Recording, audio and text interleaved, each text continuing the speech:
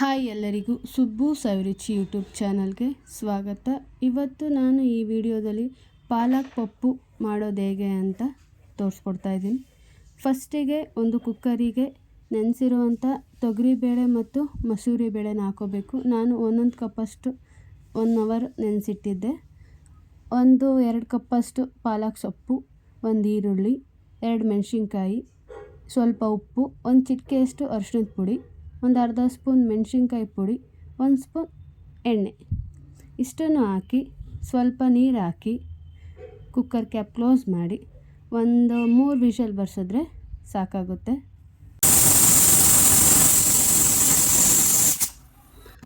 ಮೂರು ವಿಷಲ್ ಆದಮೇಲೆ ಬೇಳೆ ಮತ್ತು ಪಾಲಕ್ ಸೊಪ್ಪು ಚೆನ್ನಾಗಿ ಬೆಂದಿರುತ್ತೆ. ಅದನ್ನು ಸ್ವಲ್ಪ ಸ್ಮ್ಯಾಶ್ ಮಾಡಿ ಎತ್ತಿಟ್ಕೋಬೇಕು.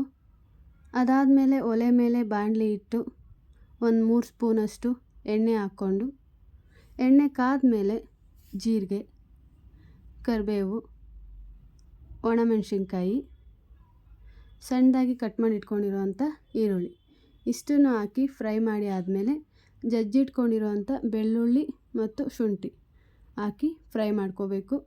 ಅದಾದಮೇಲೆ ಲಾಸ್ಟಲ್ಲಿ ಟೊಮೆಟೊ 2 ಸಣ್ಣದಾಗಿ ಕಟ್ ಮಾಡಿ ಇಟ್ಕೊಂಡಿರೋ ಟೊಮೊಟೊ ಹಾಕಿ ಸ್ವಲ್ಪ ಉಪ್ಪು ಹಾಕಿ 1-2 ನಿಮಿಷ ಎಣ್ಣೆಯಲ್ಲೇ ಚೆನ್ನಾಗಿ ಫ್ರೈ ಮಾಡ್ಕೋಬೇಕು.